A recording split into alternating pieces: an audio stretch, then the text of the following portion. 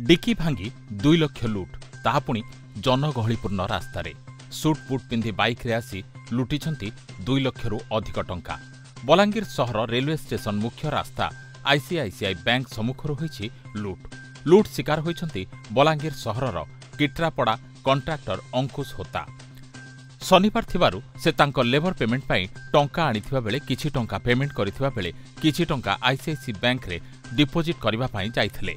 सेही समय एटीएम भीतर को जिबा परे 2 जण व्यक्ति बाइक रे आसी आग पान दुकान परे किछि समय परे स्कूटी पाखको आसीथिले।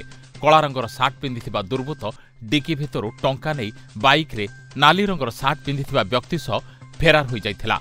ए भिजुअल सीसीटीवी रे कैद होईछि।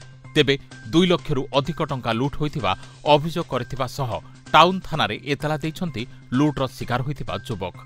एनै टाउन थाना पुलिस खोलताड़ आरंभ करिछि।